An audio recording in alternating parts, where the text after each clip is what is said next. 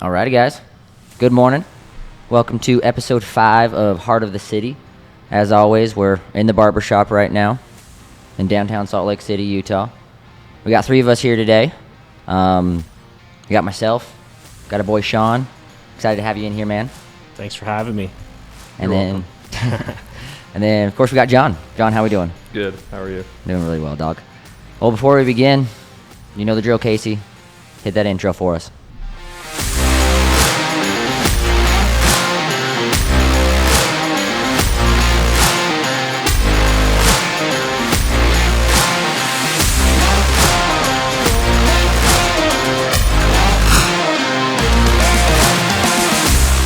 Alrighty, guys, welcome back. Kind of today, mostly for kind of angle towards you, Sean, I'd love to use kind of your story to paint a picture of kind of the possibilities and maybe some of the things that will go through any barber's mind, tying with career, shops, going there. The things that obviously I know with you is, how you kind of started out with school, eventually kind of got here with kind of the apprentice program, going through, felt like it's probably about 9 months kind of here at the beginning, and then had an opportunity to, try out for a different shop for other reasons, kind of other experiences, things you're kind of going through, things you're learning with, discovering yourself, and then say 9 months later, obviously, you're here with us today. Kind of in your own words, I guess, what are kind of your thoughts and kind of some of your things that you went through, or really, how was those 2 years for you, and what did you kind of figure out with yourself, and what kind of made sense to you?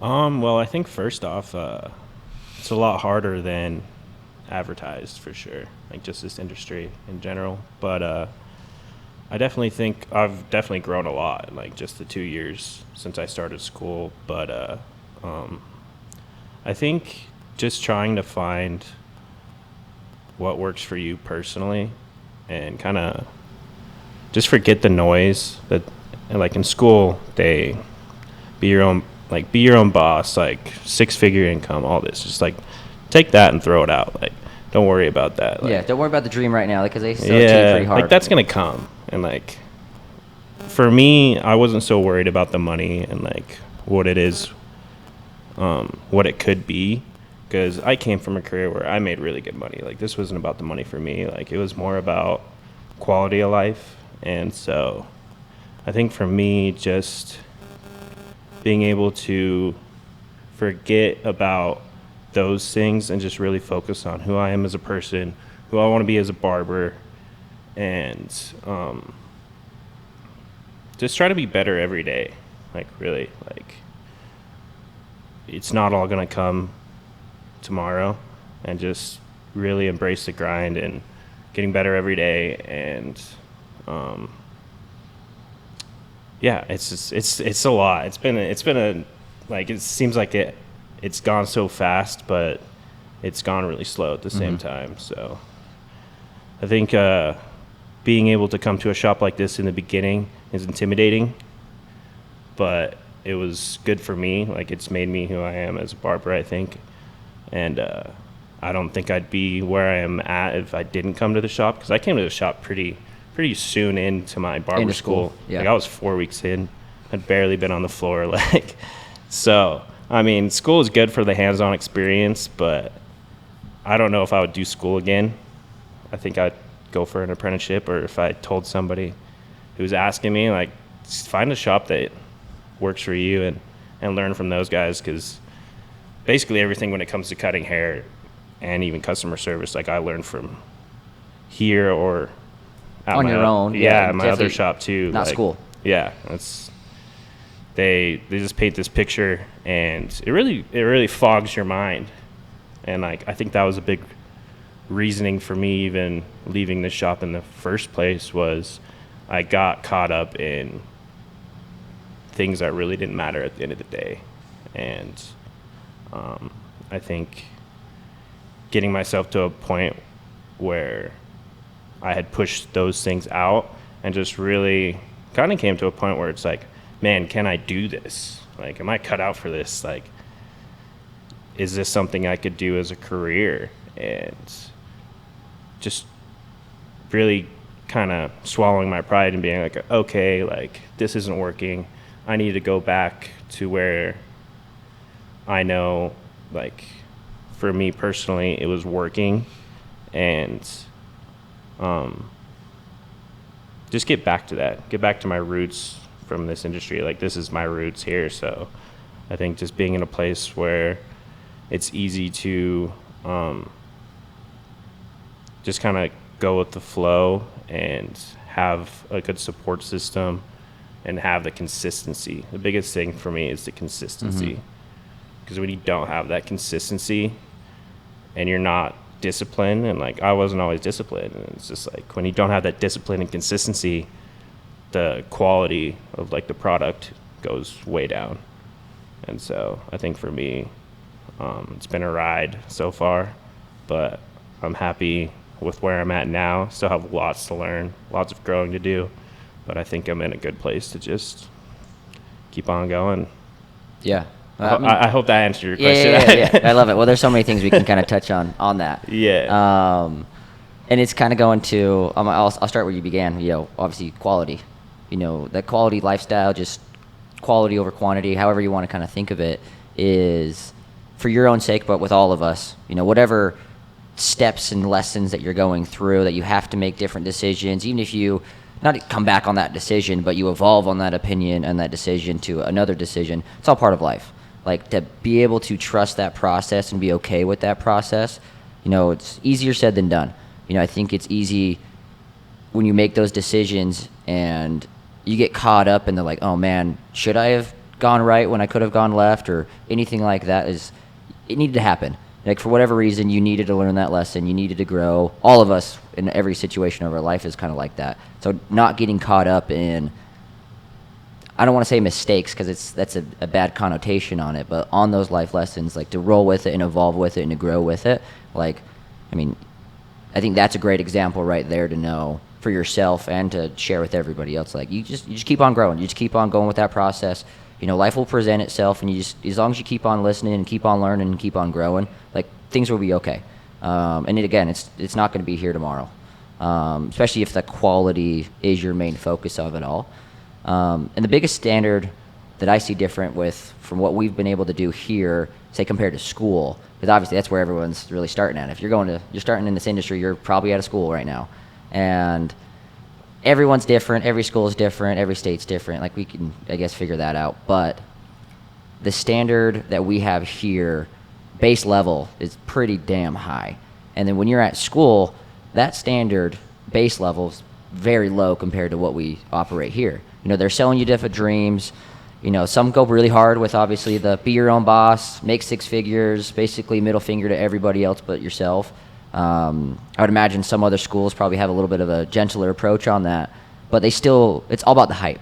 It's fast. You're going to get your license really fast. You're going to be making good money really fast. You can hang out with your friends. Like, are you really working? You're hanging out with your friends. Basically, it's like that bullshit. You're here to hang out, and you're making money while you're doing it there. I think if you get stuck in that possibility, or you think that's how a successful career is going to be, good luck. Like, are you really going to be here 5 years, 10 years down the road? And even if you are, how elevated did you actually become during that time?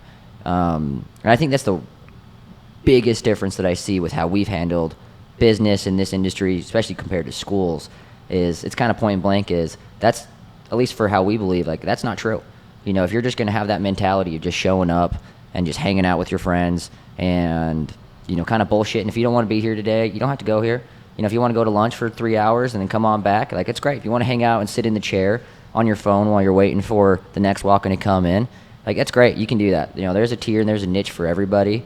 But if you really want a higher level of success and you're really going for that quality person or that quality career, that takes a lot of effort. And you're not going to get there by bullshitting your way through it and just hanging out and showing up if you want to show up. And I think that's that standard that we've been able to carry here with every person that's come through here. I think it's such a good foundation to have, is realizing it's a lot of work. You got to put in effort if you want to be here long term, if you want to be here to connect with all these people, if you really want more of that quality brand and that quality career. And then kind of another thing with some of those, what are some of those things that you maybe did learn through your own experiences, being here? What were some of the kind of core standards and just quality things that you learned? And then you're like, all right, now I can take that foundation and now let me kind of go in a different environment and kind of experience that.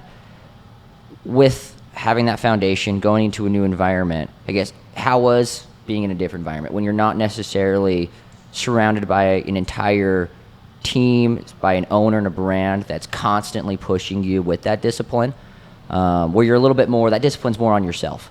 I know where you were at, you really enjoyed the people you were around. I know it has nothing to do with like the quality of people and like the friendships you had, but having somebody and a whole group of people to like really almost force you into raising your standard and keep on growing and everything there. I guess how was kind of that environment in a different setting compared to here initially, and then ultimately what kind of made the decision of like, maybe I want to go back to a different environment that is more benefit for you personally? Yeah, I think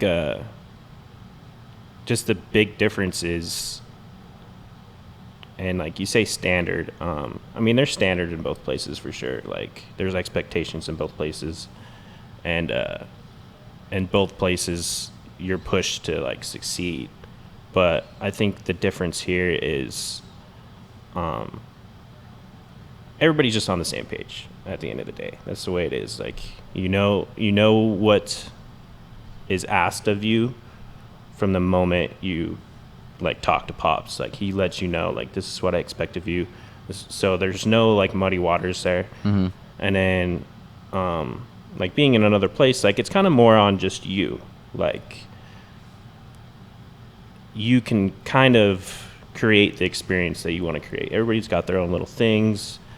There's different types of barbers in the room, and it's really just like, it's more about getting a person in, cutting their hair, getting them out the door. Like that's kind of what it's about, and it works for a lot of people. But from coming to a place like this, and like this is the service that we do, like you're in between these lines, mm-hmm.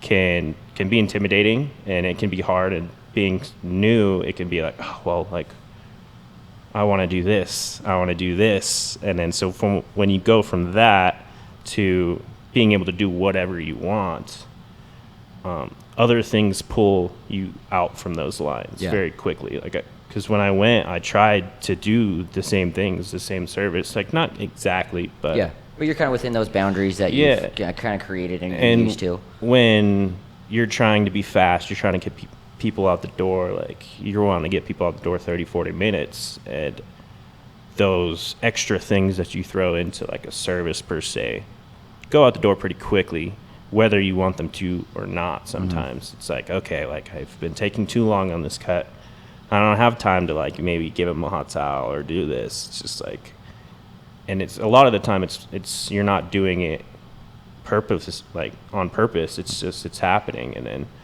pretty soon little things turn into little habits, and those habits turn into what you do consistently, and and then it gets to the point where you're just getting people in and out, and that works for a lot of guys. Like I know I've seen it personally. Like guys can get people in and out the door, and their clients are happy, and it all comes down to like the kind of client you want, and the mm-hmm. kind of client that you want long term. And like I said, it works both ways, but for me personally, having that blueprint per se and staying in those lines, it makes it a lot more enjoyable for me, because you're able to focus more on the things you're supposed to focus on, I mm-hmm. guess, like talking to them, like you get into that routine, you're doing things the same way.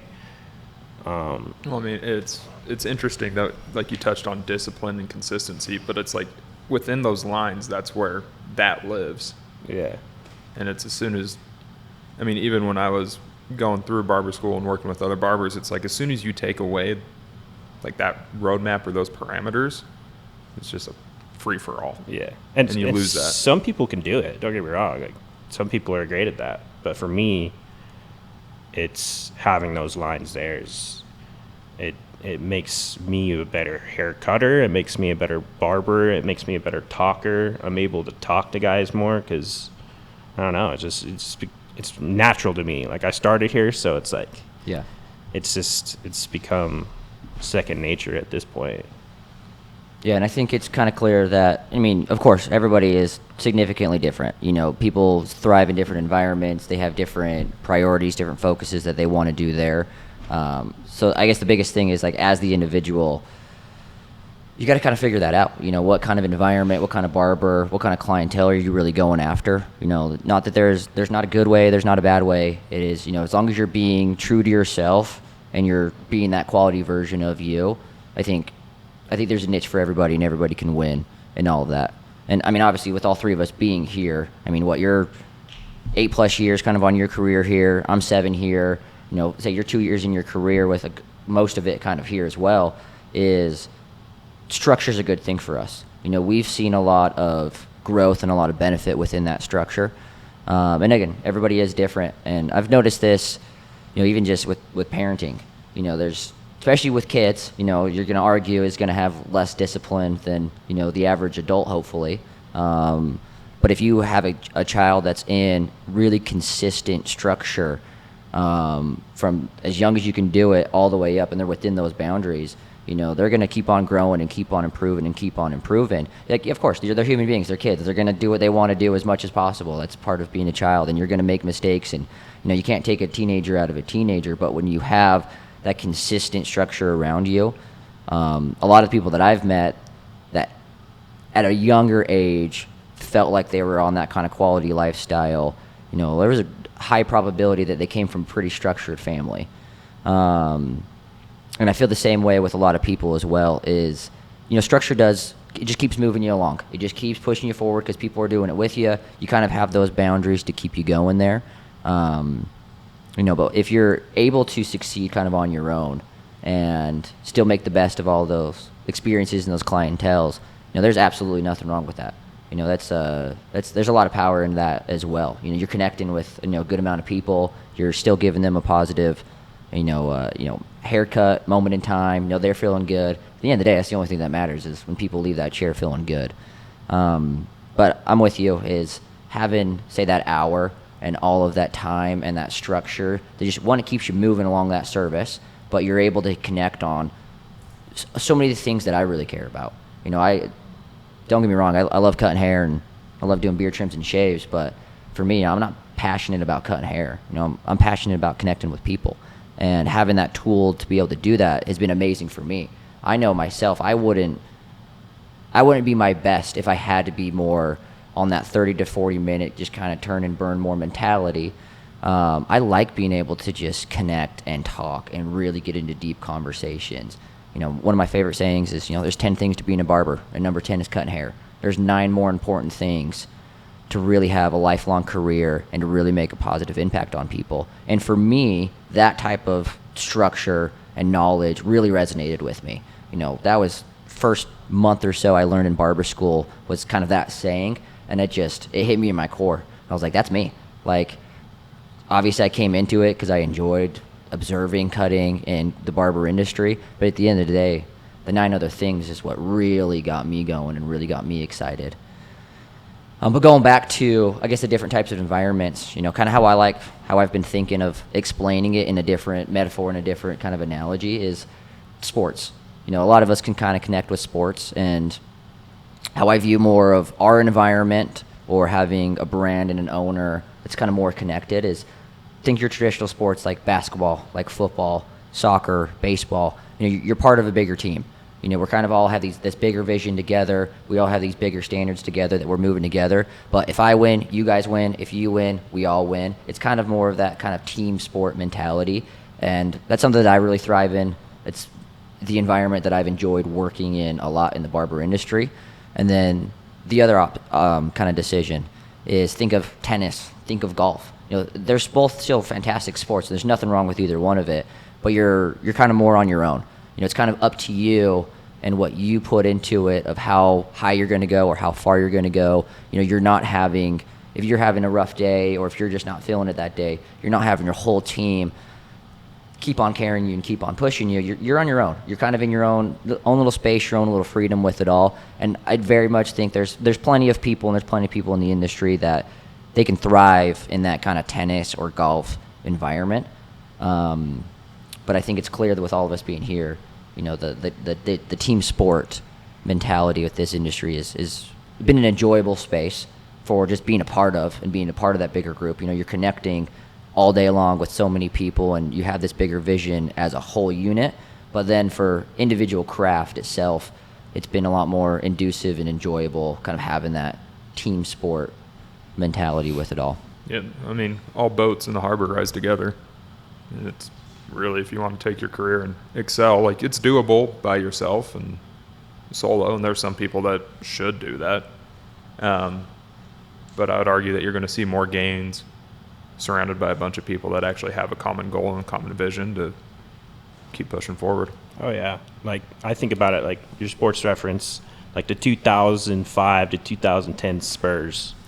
Like, those guys were a juggernaut. Like, and some people thought, like, oh, they play boring basketball. They play team basketball. Like, it's boring. It's consistent. But, like, those guys were so good. It's fundamental And as can be. Yeah, you're going to remember those guys for years to come because of the brand of basketball they played. Think about the Golden State Warriors, on the more Yeah. modern approach. Yeah. I mean, they've been able to keep their core unit together. Yeah. Obviously, you toss in a little KD in there for a couple of years, and that very much is going to help. Yeah. But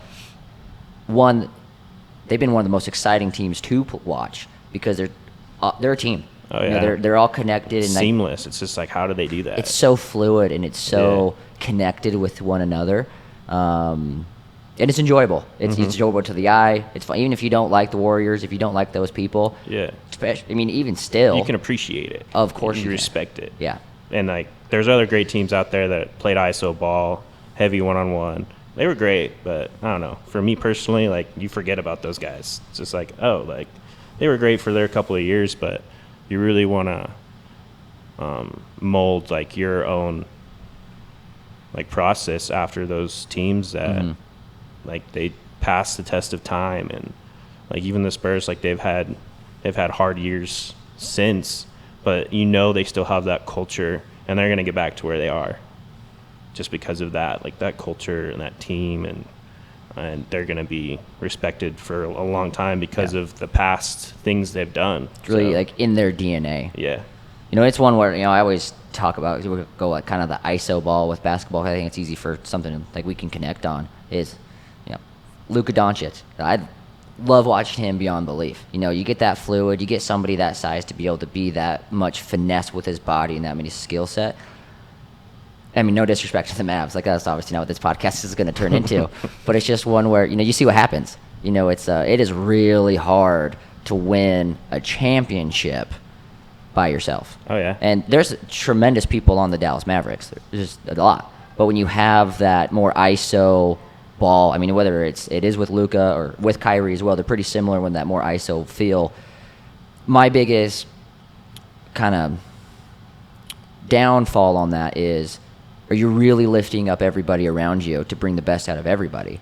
You're able to have some good runs. Maybe you can make the playoffs. We see that, sometimes you don't even make the playoffs. But Yeah, but once you make the playoffs, you got to do it 7 games in a row. yeah, you really, can't. Yeah. good luck. And you see Yeah. the teams ultimately that, I mean, this last year is obviously a great example. You get the Nuggets, you get the Miami Heat. That's some core team playing. Culture. Yeah. Yeah. Like, And everybody checks their attitude at the door, and they go out and they do what they're meant to do for that night. And I mean, success talks. Like, at the end of the day, when it's the last 2 teams standing, like, that proves the point right there, really. Yeah.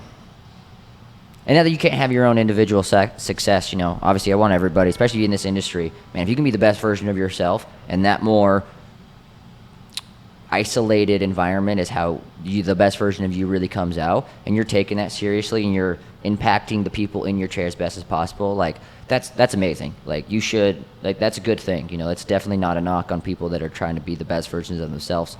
That's, at the end of the day, that's the most important thing. But being a part of something even bigger than yourself Makes it easier, I think. I think so too.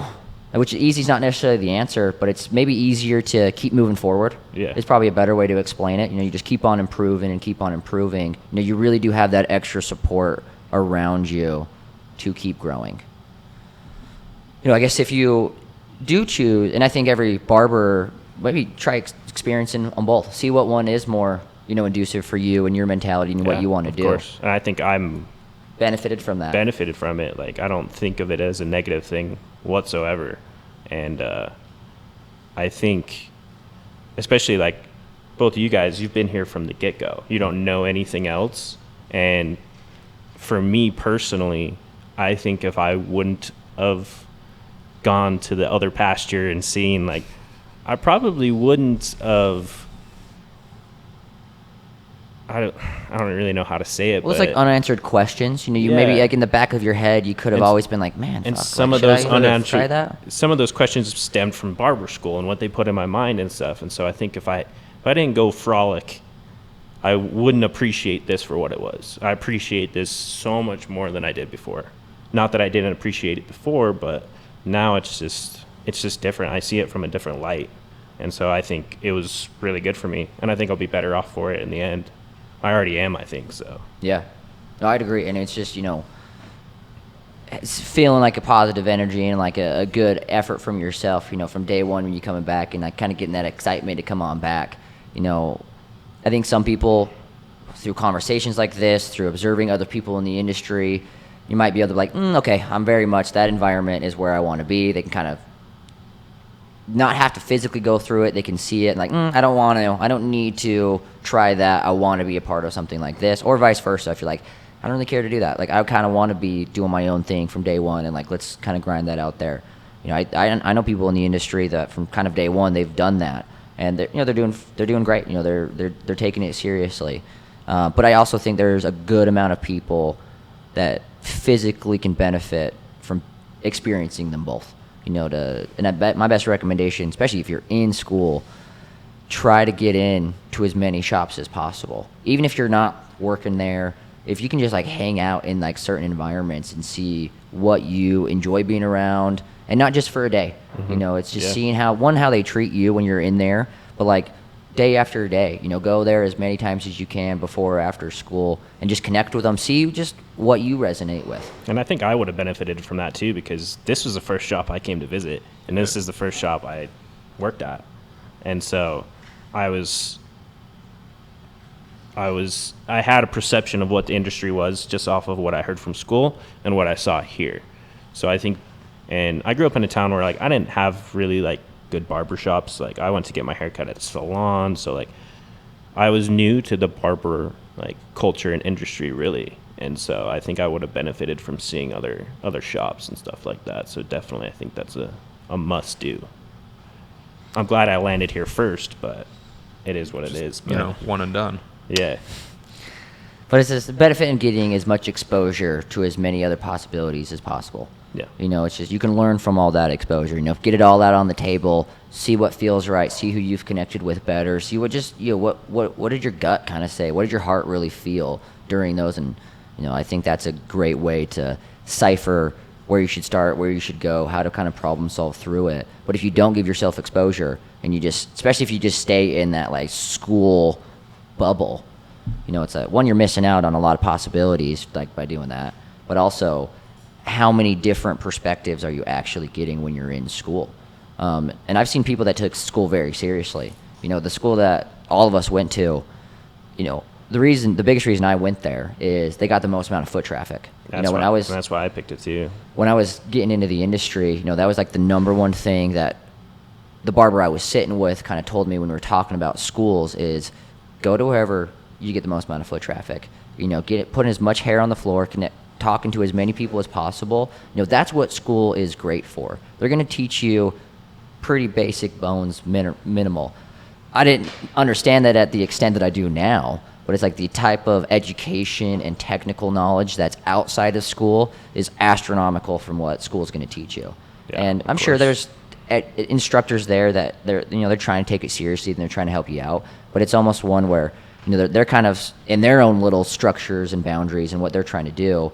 So it doesn't just bring the best out of every single person.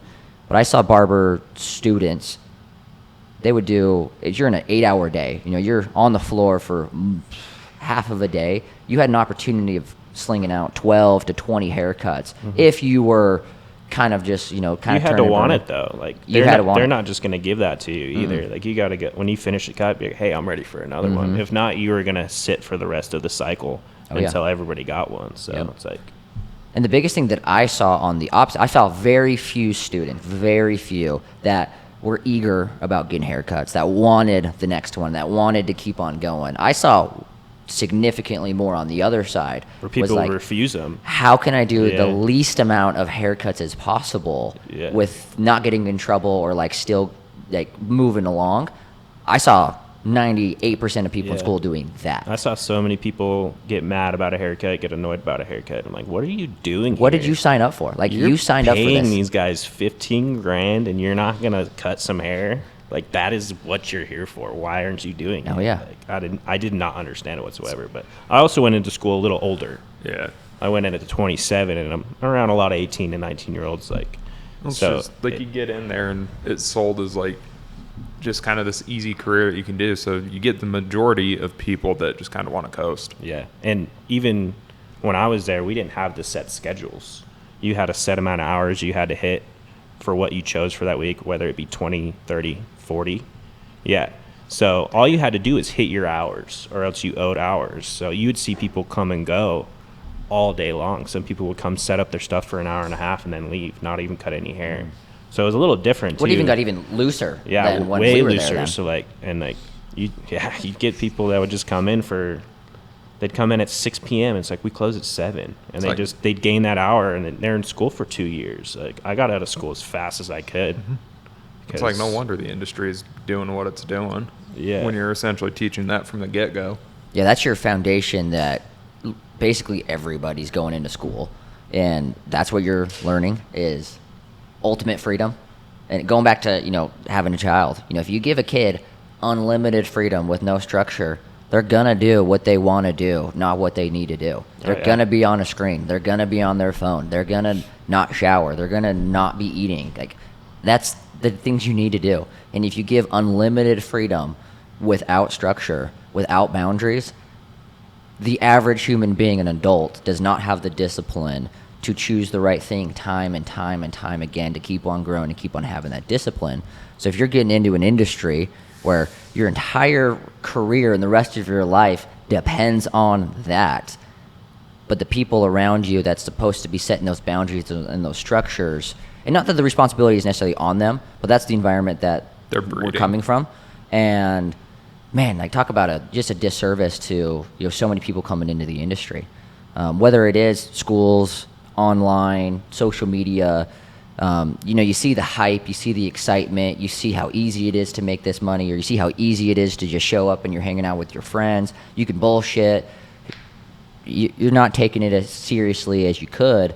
If that's what you're constantly consuming with no boundaries and no structure on top of all of And that, if that's where you're starting at, like, And it's- good luck. If you try to do that in a shop, like you're going to fatigue your clients, and your clients will leave, and you will destroy your career real fast. I mean, Yeah. we've seen it happen. I don't know how many times, even within barbers in the shop. They start just not paying attention to the schedule, or just calling out, not showing up, and clients find other barbers. yeah, I mean, you still got to treat it like a job. It is what it is. It's Yep. a job. And if you don't have that discipline and consistency, it can go down the drain pretty quick. And I know that from personal experience. It's just, if you don't have that, it gets to the point where you don't even enjoy it anymore. Especially if you show up and like you don't cut a single head all day. And like it's tough. It's like, is this really what I want to do? So It is tough because like you go in, cause, I mean, we had that when we first opened the shop. You'd show up, you wouldn't cut a single head of hair, and you're like, cool, I got to Yeah. come back tomorrow and work twice as hard to get one client because what I did today didn't work.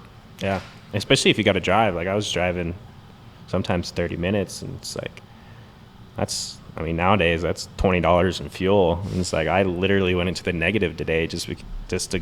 I'm still going to work, and it's hard to explain to people that aren't into the industry when they're like, "Oh, how was your day?" and you sat there for 8 hours hoping to get a haircut, and you didn't get one, and you're like, "Oh, it was good." Like Kinda. I was Sorta. there.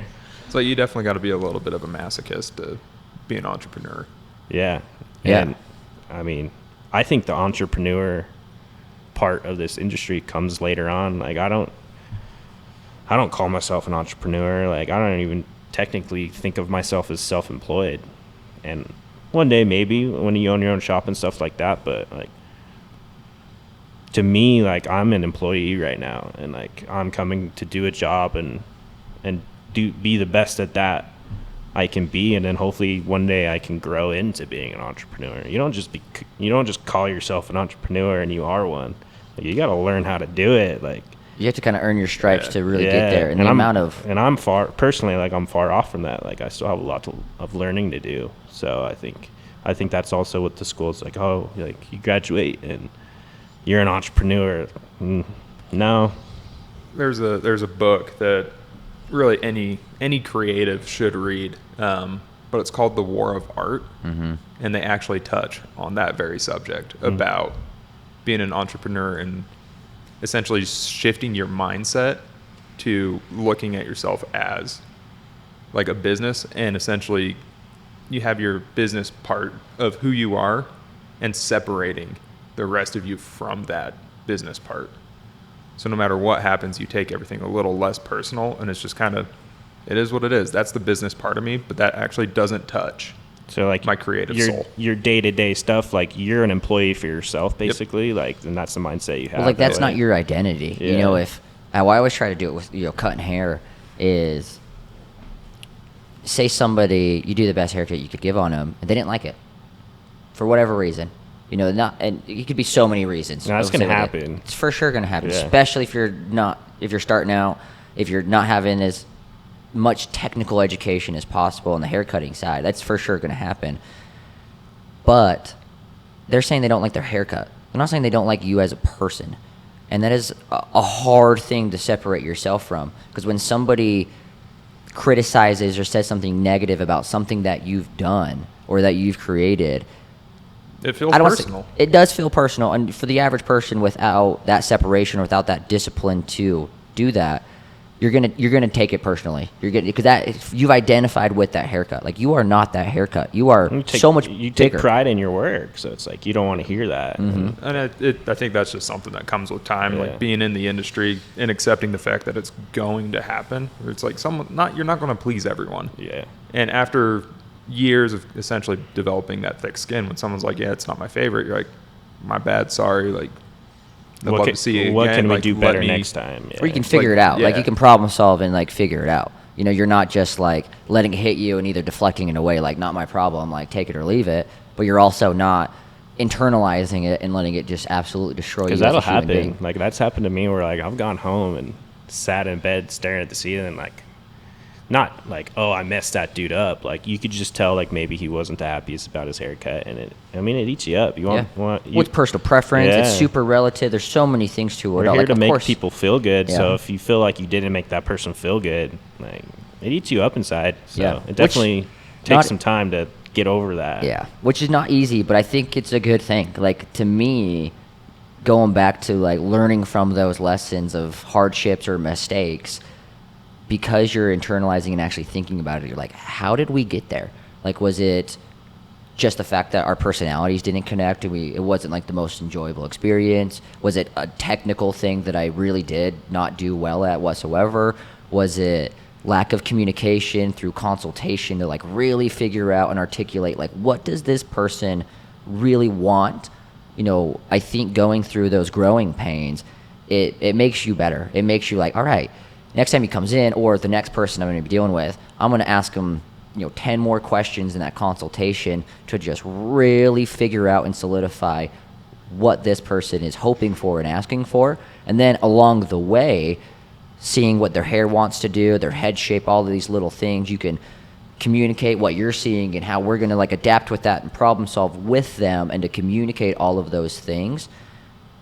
I would say if you're doing all those things to improve and doing a lot more, you're not going to be put back in that same kind of negative situation, because you've improved and you've done everything you can to make sure you don't get back to that feeling by improving and growing on it all. So not that it's fun, but I think it's a good thing. And the fact that you are say, if you're in bed staring at the ceiling thinking about it, like, one, you care, which is an important thing to do. You want to improve. Like, these are all good things in the long run of it all. But Yeah. that comes with the process, in anything, in any career and anything that you're trying to actually be great at. You're going to go through those growing pains. And going back to basically The War of Art, that's a fantastic book. And kind of connecting on the don't take everything so personally. That has been, for whatever reason, it's been huge on my mind. What I've noticed around the world, or other things I've paid attention to recently, one of my favorite books as well, which almost everybody's either seen it or read it, was the Four Agreements. And sometimes when things are just cloudy or things are going on, that's always the book that I go back to like keep it simple again. Like, if I ever feel like I need to simplify everything and just get away from the baggage and just really make it as simple as possible, I go to the Four Agreements. And one of my favorite ones on there is, don't take everything so personally. The world is not out to get you. That person is not, he did not wake up this morning and be like, how can I make my barber feel like shit? He didn't think that. Everything happened kind of in the moment, based on what they're seeing, how you were able to portray it or not portray it, communication with all of it all the way there, relative of like what they're expecting versus what they actually got. There's so many variables upon how that feeling came to play, and that just common kind of understanding, like, don't take everything so personally. Easier said than done, but I think It's big, though. It's huge. I mean, that's one thing. And just the 2 years I've been here is like, I've been like a pretty easygoing person, and I've always, like, I've been upset when I've upset other people. And so when somebody's paying you for a service and then you feel like you upset them, like, that was really hard for me. And so I think it's definitely like, you got to get some tough skin, but you also got to be confident in what you do. And sometimes people are just not going to be happy either. So I think being able to kind of decipher the two sometimes is big too. Love it. Kind of going back to like the different types of environments, I want to speak more specifically about just kind of ownership and kind of leadership of being a part of different types of shops and the possibilities for it all. And it might not even be the day-by-day like haircutting side. Do you, whether you've seen in the industry or you've experienced in the industry, what are some benefits of being a part of a brand or a company that has an owner and a whole team to keep moving you along, besides like the technical side? Like, some of the things in the barber industry that maybe the average person doesn't think about isn't like the number one priority. Being a part of that, we've all benefited from kind of that team mentality of the barber industry. Do you think of any, outside of the technical side, that there's some benefit of being a part of something kind of bigger than you or bigger than the group? I think, we're talking just like brand specifically. I mean, wherever it takes you, like whatever's going in your head, I don't care. I think having somebody that cares is huge, for one, like, and people that care about it around you is huge.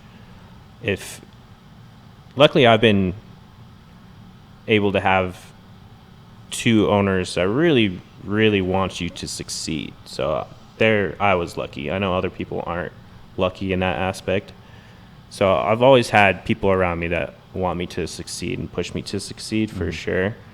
But when it comes to like the brand in itself, just having that, like you said, blueprint and just consistency and just that standard, it makes it easy to kind of just amplify what it is.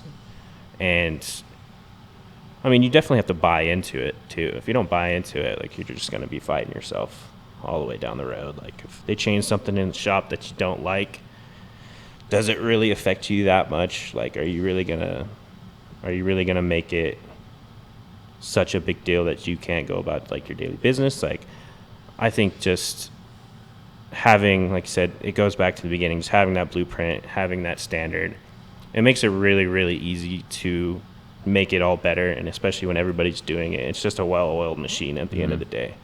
And so, and it just really helps to know you have somebody in your corner, and whether that be an owner, whether that be like one of you guys, one of kind of like the OG barbers here, like just knowing that you have that support, whether you want it or not, doesn't mean you have to take it. Sometimes you might not need it, but like just knowing that you have that to look back on and like have in your corner, I think is just huge. And it takes a lot of the pressure off, because like a shop like this is starting off, especially like coming out of school and charging like what we charge sometimes, like it can be a lot of pressure. And so being able to have that support behind you just makes it a lot easier. And you know those people trust you to like do your job too. And just for me, it just makes it easier. Love it. Support's always been kind of a big thing that I've cared about as well. Just when you just have like a couple people in your corner that like, yeah, you got to do your job. That's you and your client. You got to take care of yourself and your brand and your chair. But like knowing that the people around you like want you to succeed, are going to cheer for you to succeed, kind of have that inner corner mentality, that kind of number one fan by your side. At least for me, that's always been a huge thing that's always like kept me going and like pushed me forward, and something that I have cared about. Like I like having the same thing of having someone or people that are going to support me, and then it's like, okay, I can do this. Like I can do the work. It's just a little easier and it's a little more enjoyable when you know the people around you want to see you succeed and are there cheering you on. It makes me feel good, and it feels like that's been a good environment to be a part of as well. I think it goes both ways too, as in the aspect, if you're not holding up your end of the bargain or doing what you're expected to do, you got to be able to take some criticism, some constructive criticism, and like be able to hear it and learn from it and make you better. That's what it's there for. But if you can't do that, then it's going to be hard. It goes back into the being your own boss and being your own entrepreneur. Like one day that's the end goal, but when you're working for somebody else and it's their baby, and if they don't like something you see, like sometimes you got to look yourself in the mirror and be like, okay, like they're right. And like sometimes it may not be that way, but it's just like I said, it goes both ways. If you're going to have that support, you're going to have it both ways. So if you're not doing exactly what you need to be doing and somebody has something to say about it, just take it as it is and be better from it, and just use it as a positive note, really. Like don't take things so personal. It goes with being around the people you work with too, and yeah, I think it's big to check your pride at the door sometimes too. I love it. John, anything kind of come to your mind that like you've kind of benefited from, or just you see with having a more maybe team-friendly environment? Well, I mean, definitely having a team-friendly environment makes it easier to show up every day. Oh yeah. Which, I mean, when we were in school, one of our instructors, he always said the hardest part of barbering is showing up, which there's an element of truth to it. And when you have a group of people that are all believing in the same vision, it's easy to show up, even on days that you may not be feeling it, because you're going to come to the shop, the energy is going to be high, and you're going to kind of fake it or steal someone else's energy to boost yourself up. Sometimes you need that. Yeah, because I mean, there's days where I'm like, I don't want to show up. Yeah. Like I'm not feeling it. Don't want to be here. And then I come to work and I'm 30 minutes in and I'm like, oh, today's great. Yeah. Best day of my life. Like, let's go. And all it has to be is a little thing. Yeah, that's it. But yeah, I lost my train of thought. No, you're good. But like we kind of touched on it 2 or 3 episodes ago when we were talking about relationships, whether that's an intimate one or a business one, is you're not always going to be 100%. Some days you're going to be coming in with 20% energy or 40% energy, and having the people around you that can supplement that and be the 60% for you, or be the rest of that 100% for you. It brings the whole team up to 100%. Where like obviously we want everybody to be as happy as possible and as energized as possible and excited about life and as joyous as possible. But life happens. It's very hard and impossible to always be up to that level every single day. But when you have people around you that can help elevate you as well. So when you do have that off day or that off moment, you're not just stranded by yourself at zero or at a low percentage. You know, you have the other people kind of lifting you up and bringing you back up as well. Yeah. Well, that and being with the team environment, let's touch back on the confidence bit, is if you want to build your confidence real fast, get with a group of people that have essentially like the skills that you want or like the skills that you're trying to develop. And that confidence will skyrocket way faster than It's true. you by yourself trying to just go it alone. Well, I think there's kind of 2 points to touch on. That is being the least experienced or the youngest or the newest in an environment. I see so much benefit in that. I love stuff like that. You know, I want to be the lowest man on the totem pole in an environment, because that's when you know you got to step up or get out type of feeling. But with that, it does come that pressure, and that's something that I know a lot of people can feel when you're starting out in a shop like this. Is there is pressure. You know, when you are the lowest man on the totem pole, when you are the youngest or the least experienced, you have to come up to their level, because they're not coming down. Mm-hmm. Like they'll come down and welcome you and bring you on board, and hopefully a little mentorship and kind of help you along there. But you gotta earn your stripes, and you gotta earn your keep and get on their level. So I think it is a balance of it all. Is find those places with the skill set and the knowledge that you want. You'll get that confidence once you get more competent with what you're actually doing. And having all those people around you to kind of force you to get up to their level. I think that's a really good thing. I think it's a really healthy thing to be a part of. It's uncomfortable. It's difficult. You're getting out of your comfort zone, and you're almost getting forced to grow with all of that. I like that. That's something that I've always enjoyed. Doesn't mean it's easy. Doesn't mean, you know, you don't have thoughts about it that you have to evolve on. But that pressure is real. So accept it, and it is okay that you have that uncomfortable feelings with that pressure. But, you know, it's always the common saying, you know, pressure, it's either going to turn you into a diamond or it's going to break you. Oh, yeah. But, I mean, with that pressure, too, when you get to a point that you didn't think you'd get to, maybe you do a haircut. Like, I see John do haircut. I see both of you guys do haircuts where I'm like, man, that looks so good. And then eventually that time's going to come where you do a haircut that looks exactly like that. And then you're just like, okay, like, I can do this. And it's those rewards from that pressure are so good that it makes you want to keep, like, applying that pressure to yourself. And then, I mean, it's fight or flight sometimes. And so if you can push yourself and get to that point, like, it just feels so good. And having, say, if you're part of a healthy group with all that, it's going to support you to grow and to kind of deal with that pressure and give you the tools to handle that. You got to be the one to go through all those growing pains, but it is one where, like, having that support to be a part of that as well. You know, there's a lot of good growth in that type of environment.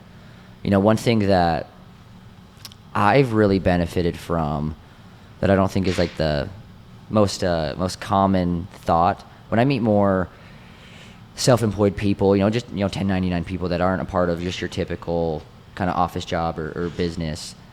One of the number one questions I get from more of the isolated professionals when they're not a part of the group and the team is financial, taxes, money conversation. Like, that is such a big one that I've gotten questions on, and what's really helped me with that is being a part of a group, being a part of an owner that's helped groom that and guide all of that as well. In the state of Utah, if you work in a barber shop, you got two options. You're either working for a barber owner that's going to make you a W-2 employee, and you're going to be getting your hourly wage off it all, or you're on that 1099 reality where you're not having nothing's guaranteed, and you're just kind of on your own on that one. Whether it's the commission, booth rent mentality, but those are kind of the two options here in the state of Utah. But if you're in that 1099 world, there's things you got to have now. Like, you have to have your own business license. You have to have your own either LLC or S Corp. You have to have your own business accounts. That wasn't the fact 4 years ago. That was something during COVID that the state really changed, but that was something that we were already doing 2 to 3 years, basically my entire time that I've been here, that we were educating and getting as many of our people to understand this is how you manage your financials. You don't just get all of this gross income and at the end of the year you realize it's tax time and you're like, oh crap, okay, I gotta do, what am I doing, TurboTax, am I doing H&R Block, any of those kind of things. And you're in that mentality of like, I don't want to pay somebody to do my taxes because obviously that's an expense and that costs money. I'm going to do it and try to do the best. And then you realize you are not getting any help doing that on your own. But I see so many people in this industry or other, say, 1099 worlds, when they are isolated from the get-go, that first year, that second year, oh, dude, taxes is like the most uncomfortable thing that they don't want to think about it. It's almost like taboo. Yeah. Yep. And having people around you that can educate you and help you along the way and make sure that you are getting all of those things set up. I mean, now, you can't even cut hair here without having all of these things. Yeah. You're going to have your business license. You're going to have, your either LLC or S corporation. You're going to have, all these business accounts. You're going to have your tax man. You're going to have all of these things set up for you and help you to kind of get there. And we got options to kind of help with all of that. But that's not everybody when they are in that isolated world. You're kind of on your own, just floating by. You're feeling good because you're getting everything grossly. And then that year hits you and you're like, oh, crap. Yeah. I got to do this. Yeah. And you're going to be paying more than you want to be paying. And it's uncomfortable. And, it's a part of all of us obviously pay our taxes. Like, it's part of life. Like, you're not getting away from it. But when you're isolated with those financial questions and concerns and nobody's there to help guide you, it is very overwhelming. And there's a lot of people that don't know how to handle that or what to do. And I think that's something of being in more of that group environment, especially here, but like in other places where you have that mentality or that team, you got other people that you can connect with and be like, yeah, what are you doing? Or like, how do you handle this? Or you have people that have been doing it for years and they're like, no, like, like this is what you need to be doing. You should be doing these type of things to like really I know, help you out. before I had even graduated school, I'd already had probably 2 conversations with Pops about it. And it's just little, and it's not huge conversations. It's just he'll say a couple things, and it's just like you need to grab onto those and keep them in your store because it might come up someday. And like both of you guys, before I had even graduated school, were like, "Hey, if you need a tax guy, like I'll give you guys my guy's number." And it's just like I said, they weren't huge conversations, but it's just like you said, having that support. Like you guys know because you've gone through it. Just giving those little tidbits of information, it makes it less stressful. Like, don't get me wrong, it's still stressful. Like, I'm still figuring it out and learning the right way to do it. But like you said, just having that support just changes it for sure. Yep. Invest in a good accountant. Yeah, Like, that's what you guys both said. It's just like, get a good guy. Tax season's never been super enjoyable, and it's always caused a lot of stress. And since I know that about myself, and I know like I'm going to get stressed out beyond all belief, I just gave my tax guy my account numbers. I'm like, figure it out. Let me know what I need to pay you, or just take it out of my account. So now when tax season rolls around, he just sends me a letter, like my return. He's like, I need you to sign it, send it back, and he's like, cool, you're done. Like, sick. And even Thanks. just hearing it, even if we're not having conversations about it, just hearing about like when Styx switched over to an S corp, when Austin switched over to an S corp, like they're having those conversations. It's just like when you're a fly on the wall, like you're taking in that information and you're storing it, whether it's directed to you or not. Like it's a good environment to be in, and I think it gets taken for granted a lot.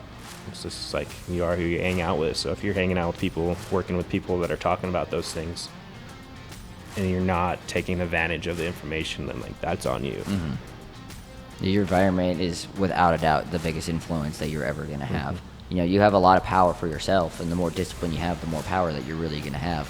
But your environment, it is dramatically the biggest influence outside of yourself. You are what you consume.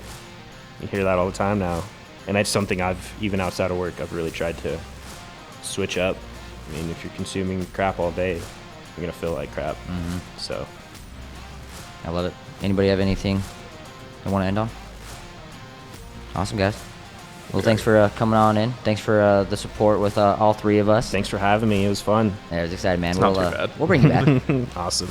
I'd love to be back. Hell yeah, dog. All right, guys. Well, thank you for listening for another episode of Heart of the City. We'll see you again.